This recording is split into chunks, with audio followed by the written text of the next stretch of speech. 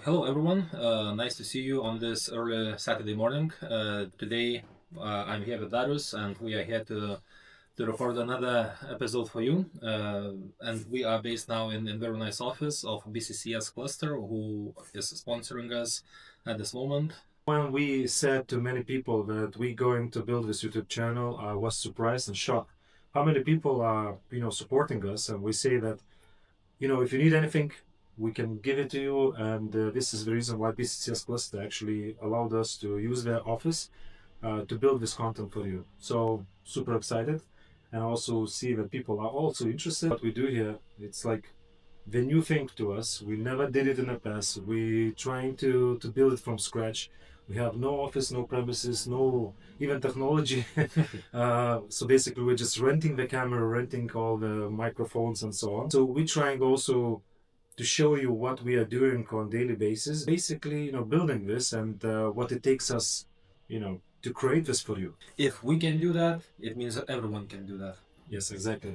Good point. In this episode, we're going to be focused to our own experience. So basically, Arturas and myself, we did many things in our lives. I was building my business from when I was 20 years old, and Arturas, he's actually had multiple businesses. Today we are going to reveal our personal journey, personal experience, how we started our business. Both of us, me and Darius, we have started our journeys back in early 20s of our life, and definitely we have seen warm and cold in our experience, and we can share both aspects, how we have failed and then what successes we had in our career. I remember myself, I was 20 years old. I had no experience in business at all. I just decided to build something on my own. I also have one funny story to share. I remember once I got a call from my employee at late evening, and those guys just told me that we just drilled the main cable of McDonald's. And I said, what? What's happening, guys? And we said, we have a problem because McDonald's is without electricity, so we cannot support the clients. And at that moment, I remember I was a young businessman with really low money in the account, and suddenly I just thought that single drill of the cable could end up as a bankruptcy for my company, just because McDonald's can come to me. Maybe McDonald's can sue me or sue my company. But at that moment, believe me, it was like really, big stress to me. Since early days, I had that business-oriented mindset, and when I was in my teenage years, I had some business ideas that I wanted to execute, but it's funny that at that moment I was more speaking than doing. So, but it's running the business is not about speaking; it's about doing the stuff. So my initial ideas were good, but I didn't execute them. I had the idea to loan money to people and obviously get some interest from that. And again, I didn't have much money, but I came up with the idea to borrow money from other people and re-lend that for higher interest rates. So that was kind of the genesis of the crowdfunding platforms. If I'm not mistaken, Zopa, the first ever crowdfunding platform from the UK. So I came up with this idea even before that. Then Zopa started. But again, I was in my teenage years, and again, I didn't have experience. I didn't know how to do that. Another case happened when I was studying in Denmark, and in Denmark there was a company called JustEat.dk, and it is food delivery to home. And again, that was when I came to Denmark in my junior year. I thought that is a very great idea, and it would be nice to implement that in Lithuania, where we live. And again, I was studying, I was partying, and I had this idea in my mind, but actually I didn't take any actions.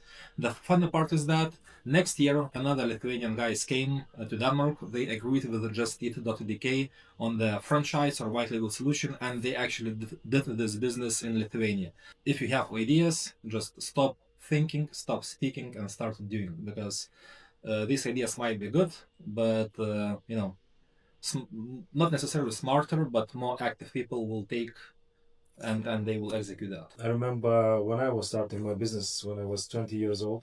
I remember on one Sunday I was reading a book, and that book, it was like story about my company, and I just saw one sentence which said just do it, and I felt I'm reading the books and I'm trying to learn a lot of stuff, thinking about the business. I just felt that I just need to do it, and this is how I started my business.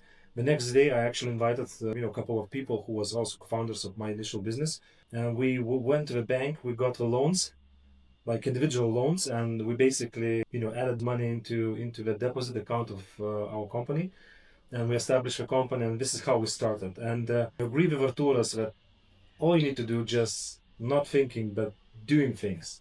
Yeah, thank you, Darius, for sharing about your experience, how you started your initial venture. And speaking about my experience, I started my marketing agency back in 2014 when I came back after studies from Denmark back to Lithuania. And I found a job at international payment service provider initially, and I had full-time job. But since the very beginning, I had the passion into marketing, and I wanted to run the agency. So actually, I was serving the clients during my lunch breaks and after the work. So when I get back to Lithuania, I was working like 15, 16 hours, 8 hours on the major full-time job, and then another 6 to 7 hours serving the clients. And actually, after 9 months of operating in such way, that payment service provider became my client for my agency. So that was the huge achievement, because it was not only Lithuanian local clients, but I started serving international clients as well. It's funny that you was mentioning that you was working many hours a day, like 17, as I remember correctly.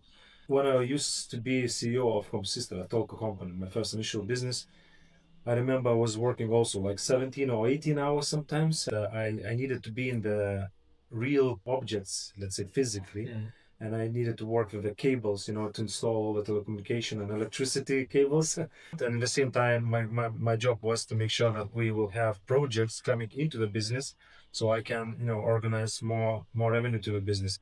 And yeah, I was like accountant, finance guy, CEO, and it wasn't easy. But the reason why, basically, I believe Arturas also why we started is just because you have a sense of freedom.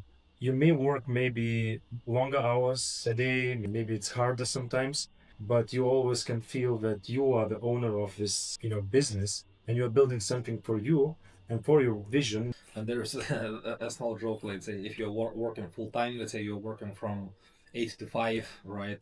When you run your own business, you're working from 8 to 8.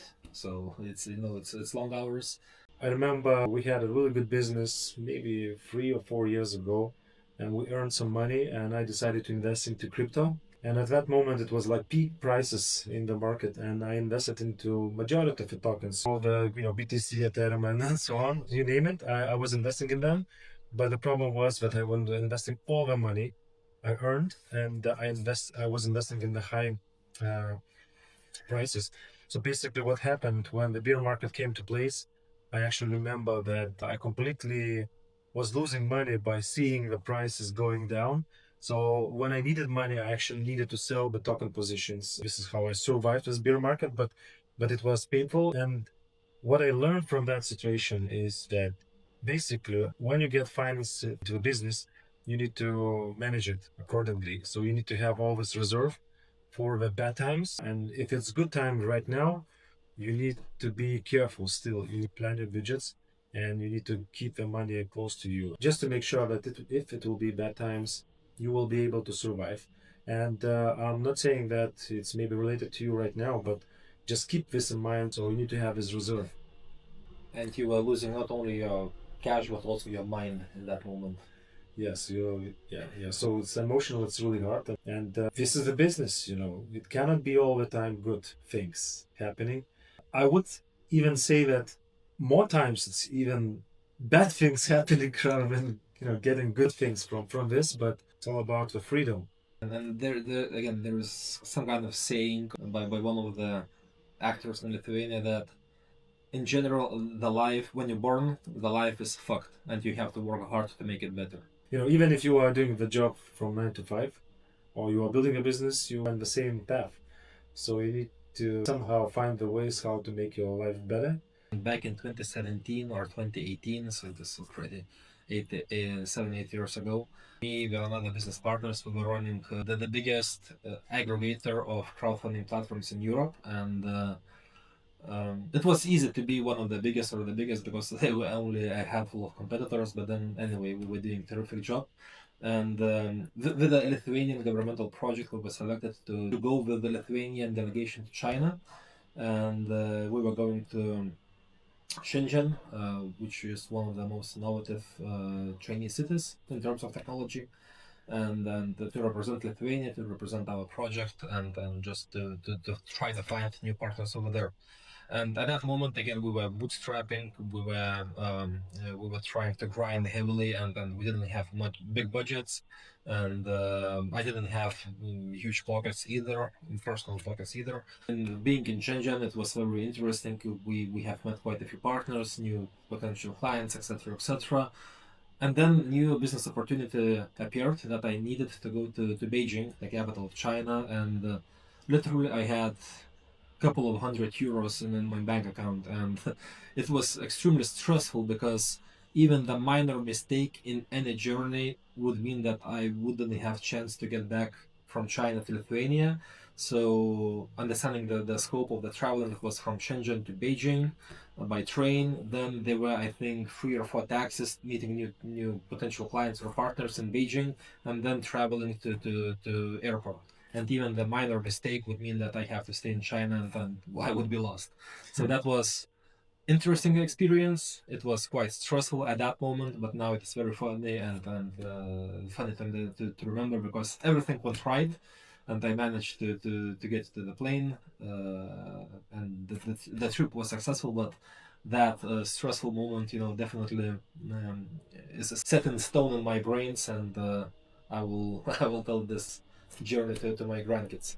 So, it's adventure. It depends on you, actually how you will take this. Is it going to be adventure or is it going to be stress and stressful events? So, I think everybody who is building something, we constantly being in those situations and you always lack of money, lack of budget, always with challenges and you need to somehow to find the ways how to overcome this. Yeah, so this is the life. Business also is a part of the life. Each individual has different perception of what freedom is, but in my understanding, and if we speak about the business environment, freedom is about executing your own ideas and trying to create, trying to innovate, invent something that creates value to other people, either in small communities or globally. So, in my understanding, it is about self-realization. As we work with Arturas in the same agency, we meet many people, like startup founders. Majority of them basically are people who wants to build something or they already building, and we can share their experiences with us as we go and work with them. And what I noticed actually, the most successful people who we know, they are not focused to the finance itself, to financials. We're more focused to make impact. Of course, money and finance. If you are getting revenue, you are growing as a business, you are making more money. You can have better life and more freedom. Yes. So speaking about the customers, and value, what we can bring to them, we need to think about validation of the idea in early stage. A few examples from my experience, and one of the examples is from my early days of the business, and me with actually the founders of VCCS cluster. We were running one startup. It was called Sweepest, and it was online competition platform. And basically, it was the marketplace between the B2C users, mostly women, who wanted to participate in various competitions, and the businesses who wanted to donate some prizes in exchange for some kind of action, either Facebook like, share, answer to the survey, whatever. And basically, we have borrowed this idea from the UK, and the platform was My Offers Co UK. And basically, we just wanted to implement the same principles, even very similar design to Lithuania. This is what Darius said, that you have to validate ideas. So from the user perspective, of obviously all the users were satisfied because they have the chance to win the prize for nothing, and the businesses were okay to donate prices, but in the end of the day, they didn't want to pay for our services. And after running this business for, I think, 1.5 years, we had to close it because everyone liked the idea, but we didn't find the business model, and businesses were not happy to pay for such kind of services. So there are two observations. One thing is that um, even though the idea might be okay in one market, it might not be okay in another market. And Lithuanian market comparing to the UK, it is 30 times smaller, and the market was too small. And another observation is that we didn't find how to convey the value for the businesses to pay for the services. So that was a painful experience. It cost a lot of money for me and my business partners, but that's just one of the examples what Darius mentioned about the validation. You have to validate the feasibility and sustainability of the business, and to clearly understand how you will be making the profits. And I remember once with Arturas, we was building one startup called Mano Tekėjas. I understand that this name of a project is really hard for you to understand because it's in Lithuania. But it was a marketplace where the people could actually sign agreements with independent energy suppliers. And why we did it, that was like ideal example of good validation. So we understood that Lithuanian government introduced a new law, which was saying that from now on, everybody, like all the customers, we can switch the state provider to the independent energy supplier. And we decided to build this marketplace just to help people easy to sign agreements with independent suppliers. And that was really good idea at that moment, just At the because right time and the right place. yeah, it was like really good fit. So this is like good example when basically you're building something what has real demand in the market. Unfortunately, again, even though we were at the right time, at the right place, and everyone needed this kind of service, the problem was that there were only the handful of energy suppliers, and we signed, let's say, half of the energy suppliers in the market, and we didn't manage to sign contracts with the biggest one. One of our major partners, which was not the big supplier, was acquired by the industry giant. Another closed because of the some kind of internal problems, and we remained only with the energy suppliers which didn't want to pay for our services. So again, the right moment, the right time, but somehow the market conditions were not good. So it is not about the monopoly. It was kind of oligopoly of the market, and again, the biggest market players didn't really want to work with us because they knew that these people will come not through us but to them directly. That project was very interesting, and I think it's a good example also to share with you how we started it. Everything started from meeting with a couple of people from energy sector who was explaining this idea to me at the beginning, and we just got a couple of beers, a nice discussion it was that evening, and we explained this idea. We explained the reasons why it's important to start this project, and I loved it. And basically, I met up with Arturas after all, and we discussed about the potential competence gap, what we are missing in our team, for example. So we try to think how we need to structure the team in order to, to make this project work. So we decided that we need some IT guys, some programmers who can actually build a marketplace for us. We got definitely competence in the energy sector. Those guys, we've been working for energy sector companies, and we had massive experience. And me and Arturas, we acted as a PM and business development managers in that company. And our goal was to make sure that we will find people from our network who have expertise in some certain places. Our goal was to find the people who can fill the gaps in our company. And we just basically started to speak with many people. We found some interesting individuals who wanted to join us. And our, let's say, condition was to them that we can join the project, but we will not get any paycheck. We will get just only piece of the company, like shares. And this is how we actually structured the company with multiple, co-founders, let's say, with multiple expertise. And this is how it started. And we managed to build a whole platform which was fully functional. And people, our customers, actually even signed agreements with our partners. And if I remember correctly, we signed at least more than 1,000 contracts It and is agreements with our definitely customers. above 1,000, even more. Yes, and that was really good example how people can build something from scratch with zero cash, zero budgets. It's down to imagination, it's down to your network and how active you are.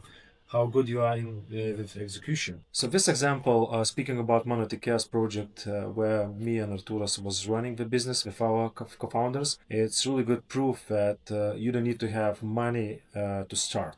So basically, you can always find people who have expertise, knowledge, and we can jump into a project as co-founders and implement all things together to make it work. So again, we managed to validate the idea, the business concept, and for the users it was definitely needed, and thousands of people who used our marketplace just proved that there was a need. Unfortunately, the business kind of, or the concept has kind of failed because of the market situation and the oligopoly of the B2B providers. So then we have decided to pivot the concept, pivot the idea, and we decided to create the marketplace between solar energy panel companies which are implementing solar energy panels to households or businesses and potential clients. And again, we have run this concept for another 6 to 9 months, if I'm not mistaken, because it was 4 or 5 years ago. And definitely we had some inquiries, quite a few.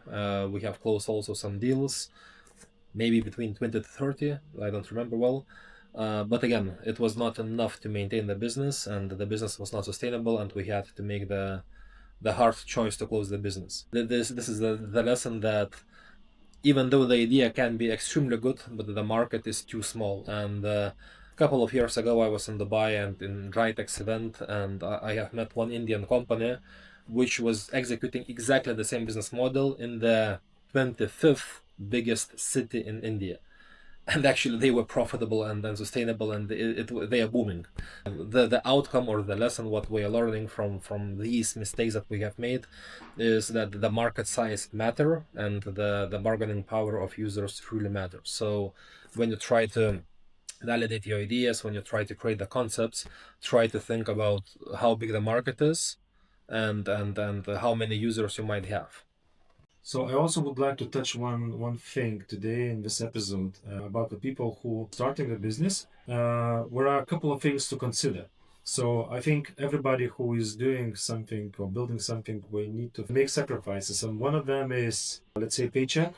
So you cannot be sure that you will get your wage next month by doing your business, and you will be responsible alone for everything what you're going to gather to the business. You need to survive somehow, and sometimes when you are not getting paid, just because you don't have clients or you're just starting the business, it can put you on really high pressure. So you need to answer the question to yourself: are you ready, to manage this pressure? Let's say, are you capable to do so, and how you feel emotionally? Based on my experience, I wouldn't start business if I don't have 3 to 6 months budgets or finance in my bank account to survive. Because running the business means that you will not get stable salary. You might need to invest into the business again, not necessarily the hundreds or thousands or tens of thousands, but again, even small investments like creating the website, buying domains, creating emails, whatever. So even a small expenses accumulate in the end of the month, it can be significant. So speaking about the validation, what we notice working with the startups, that sometimes founders, we love the idea, and but actually we are not thinking about the problem what we are solving. So this is one thing. And also sometimes startups also think that we know better than the customers know. But we noticed that the majority of the startups were just basically spending months or even years to think and polish the idea instead of going to the market and test it out. What's really important to understand, if we have sufficient, market size for that specific idea, or products or services to be in the market, and also the urgency. We need to understand if people wants to get your service or product or solve real problems. Yeah. And another thing is our own ability to execute. And for this, we need actually to, evaluate a couple of things. Yeah, so one of the things that is very important to understand and evaluate is the technical feasibility, and first of all, whether it is possible in general to do the technologically what you want to achieve and what you want to do, and then how long does it take to get to the market. Just a couple of the examples could be, financial or blockchain industry, where if you want to build a financial system or crypto exchange, it might take 12 to 18 months only to develop your own technology. So sometimes it is, time to MVP, as we call it, is very important, and sometimes it is better not to develop yourself, but take white label solutions or something similar. So time to market is very, very important aspect, and you have to, as a business owner, as a business creator, you have to think about that. Another thing is about the cost of launching the product. So again, you have to think whether paying salary to the senior developers for 12, 18 months is worth a comparison to taking the white label solution, which can be a little bit costly from the very beginning to pay for the setup fee. But again, you can test out the product much faster, you can start making money much faster, and usually it pays off. And in general, what skills do you need to run the business, or what skills you have to run the business, because, or competences to run the business, because there are thousands of business concepts where you don't have to have specific people. But let's say if we speak about the blockchain space, crypto, fintech, there are some competencies that you must have: compliance officers, auditors, etc., etc. So again, before starting the business, you have to understand what exactly you need and what people you have to fill in the team. So many startups are driven on success, but we just missing one important thing: purpose. The thing is that every single founder, we need to answer a couple of questions. How I'm going to build value? Is it going to help people? My services or my product? And this is what is important. And I think if you will satisfy the client and you will build something which will make easier life for your customer, at the end of the day, the customer will be happier and he will buy a product and service and you will get revenue into the business. And this is how you become successful. And in my understanding, to speak about the millions of dollars, at the beginning of a business is not the right, let's say, thinking framework. You need to think about real value, what you're going to bring to the customer, and those customers will make you successful. Just giving you money for the service and product. Exactly. If you money will come if you make your clients either in B2B or B2C sector happy. So satisfying the needs of the clients, solving the problems is the key focus. At least that's what we believe, and money will come afterwards. Based on our practice, we see the common mistakes what founders do. We're normally going to investors too early by using only pitch deck. Most of the founders, who actually don't have capital, we end up with meeting with investors. When you will go to the meeting investor, you'll most likely going to get the same questions. So we are not expecting from you to see only nice pitch deck, but we also expect to see, do you have MVP in place? Do you have traction? Ideally for them to see the business which generates revenue, but it's not even enough in some of the cases. We want to see how you grow a business over the time. The key aspects what investors are looking in the pitch decks from the early stage startups, especially, they're looking for a couple of metrics, including customer acquisition cost and lifetime value of the user. So and basically the proportion of these two parameters tell the investor if your business has the potential or not. So just an example, if you are paying $10 per one client, and then the client uses your services only for 3 months and they make you, I don't know, $50 or something like this.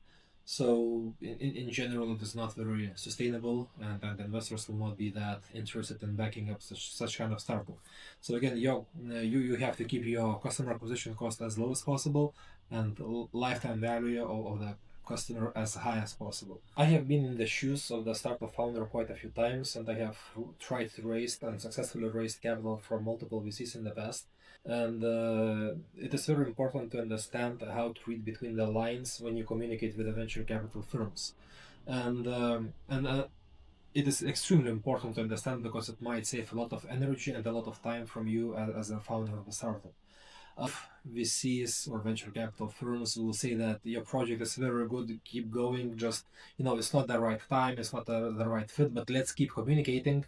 Again, just be very straightforward and ask what exactly they mean, because you might be not their fit because of the narrative, maybe not a good fit because of the current track record and your revenues, so on and so forth. So understanding and asking very straightforward questions to the VCs is very important, because it will save much time for you. It is important to look from their perspective as well. Venture capital firms don't want to be rude. They will be polite all the time. They will say that you're doing the business good because they don't want to ruin the relationship with you. Nobody knows what future will bring, and you might be another unicorn for the future. And if you have the bad vibe between each other, probably you will not get to them in a couple of months or a couple of years. So they still want to keep the doors open with you if you surprisingly, boom your project. Depending on the phase of your startup, different profiles of the investors match you. If you are early stage or the startup with a very small traction, you should speak with the incubators, accelerators, or early stage business angels who are investing into kind of triple F round, which is family, fools, and friends. If you have some kind of decent traction, you can go to accelerators who usually invest into pre-seed round. And again, the more traction you have, the bigger financial results you have. You are going up and up and up to the bigger and bigger VCs, kind of climbing the ladder. Another criteria that VCs are looking at while speaking with the early stage startups is the month-on-month growth. If there is a small growth, it means either the business model is not sustainable or something is wrong with the entry to market strategy, marketing activities, etc., etc. So when you speak with the VCs, apart from the customer acquisition cost, lifetime value of the customer, it is very important to emphasize what is the growth on a monthly basis, and you have to demonstrate steady growth for at least 2, 3, 4 months in order to get the real attention from the venture capital firms. I see many startups who are actually going to the market just having pitch deck, and we're trying to raise capital, and basically we think that we can raise millions with only pitch deck, but I think it's important to actually invest your time and effort into building relationships and contacts in the capital market with investors. So you need to do it in advance, and it will be easier for you actually to raise capital if you know at least somebody who can invest, or if we cannot invest, maybe we can refer you to people we know who can invest. Yeah, so right now we have just give you a short understanding what VCs might be looking for, but in the very close future we will have a separate episode. We will go through what has to be the composition of the pitch deck, how to pitch to the VCs, and what actually VCs are looking at in the pitch decks. So we will give you some hints how to emphasize what you want to emphasize, and maybe slightly to hide where you are a little bit weaker. So that will be a separate episode from us. We know, guys, that some of you might be founders, some of you guys maybe from venture capitals. It's important to touch another thing, which is related to the checks and pre-checks of your partners, who might be potential investor or even might be your potential investment opportunity, or founder who is building something and you would like to invest into it. So it's important to double check the things before you make any decisions. One of the examples might be one case we had, one of the biotechnology company. We thought that those guys, we understand what we are doing, we understand the industry. So those guys will look top-notch industry experts, and we nearly thought that they are really credible people. And the problem was we decided to do double check on them. At a glance, it was everything. It was all right. But again, if we we took a much deeper look into it, and there were multiple red flags, and then to mention a few, again, we have received 2 passports of the co-founders, and the serial number of the passports were going one right after another, which is not very likely to happen. In general, these guys were, I assume, 50 plus years old, something like this, and the photo in the passport was like 20-ish, something like this. Also, the fonts between 2 passports were different. So again, there were way too many red flags. So we have decided, obviously, to decline the opportunity to work with the potential scam. So whatever situation you are at, either you're working with the service providers or the VCs, etc., you have to do the due diligence, and do not be afraid to ask for the passports or other identification numbers. And it is very important to know with whom you are working and with whom you are doing the business. Yeah, and just theoretically speaking, what kind of situation might happen? So venture capital potentially could be scammed, and those people receiving the investment could basically disappear. This is what is really important, because if somebody is investing money into such a project, we are losing money. And venture capital, we need to prevent themselves, so we need to do the proper due diligence. On the other hand, there are a bunch of risks related to the startup founders also. So founders, we also need to understand how the capital market works, what kind of risk we may face if we're dealing with multiple investors. And this is what we're going also to discuss today about. Yeah, so just one of the examples what Darius refers to. There are business angels or venture capital firms or even accelerators who act as if they are investors, and actually they are not. But what is the scheme that they are playing is that obviously they will be very positive towards the startup and they will promise the investment, etc., without any due diligence and but they will ask for 5, 10, 20K, some kind of legal due diligence, marketing, whatever fee, and which has to be paid upfront. So again, if there are multiple startups which are kind of tricked in such situation because they are promised hundreds of thousands potentially, and they pay that mysterious fee, and in the end of the day the investor does not invest. So there are multiple times that we have noticed this situation, and if that happens to you, be very cautious and do a double, triple check on the VCs. Try to speak with their portfolio companies if they have really received any cash injection. So just don't trust too much and try to do your own due diligence. You can simply Google that venture capital, for example, and if something is wrong, normally you can find some comments somewhere in the forums online, or somewhere in the chats, or somewhere in the groups, or in X platform, for example. So it's really easy to find the information about this venture capital. So please do your due diligence because it's important, and this is how we're going to prevent yourself. The usual situation which happens in the market is that investors who act as if they are investors but they are not, they can offer their services in exchange for your equity. Uh, by itself, it is not good or bad, but you have to be very cautious whether the real deliverables will be delivered by that company, because when you sign the agreement, obviously everything has to be stated what is their KPIs, what they have to achieve or what they have to execute in order to have the full stake of the promised equity. And it is very important to monitor everything. It is very important to track everything if they follow the agreement. Sometimes it happens that, especially in blockchain or crypto space, it happens that agencies promise you everything, that they will do much marketing, they will do everything for you.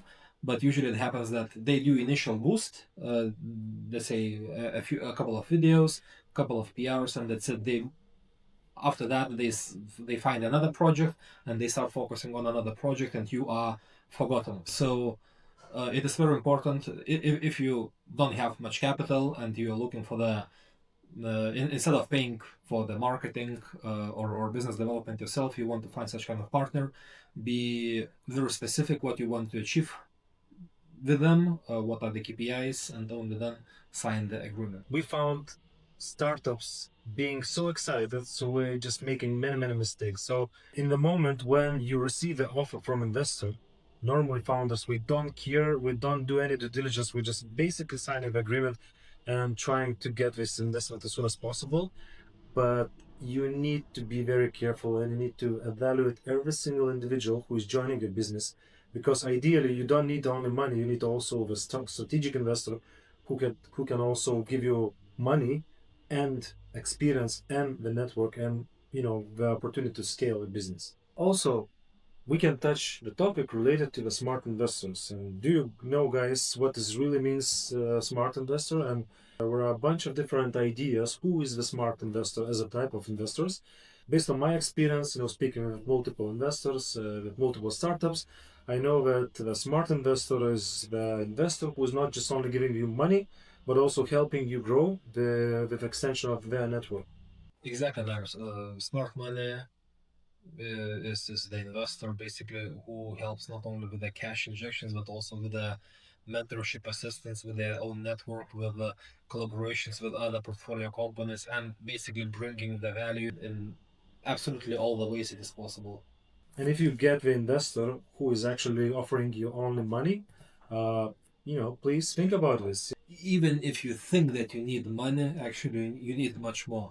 So money is just like a fuel in the car to keep the business going. But in general, try to get from the investors as much as you can, because usually investors can help you. Don't be afraid to ask. So and even when we speak with the investors, if they offer just money, try to insist that you need much more from them. Their connections, introductions to other VCs, whether they are co-investors, whether they are portfolio companies which can create the value to you, or there can be some kind of partnership between each other. So again, and don't look at investors as if they are just the bag of money. Try to get more value from them. One of the examples of smart investor, let's say, might be investor who have portfolio of companies, and those companies were actually doing business in retail, for example, market. And if you are offering some kind of solution for the retail market or industry, you can be very well aligned with the strategy of that investor, because investing into your company, that investor can offer your solution to their portfolio companies, and this is how normally that can work very well, because we can basically bring you the customers into your business. It can help you to scale the business. Another example might be venture capital, who actually do business in US, and he's having a lot of companies based in US. And you, as a European company, you are willing to expand your business in US. So this match with venture capital, who actually owns a lot of companies in US, can be a really good fit to you, because throughout those companies you can extend the business and scale the business. Sometimes big names like popular venture capital names can bring you a lot of value, even if we invested not so much money into your business.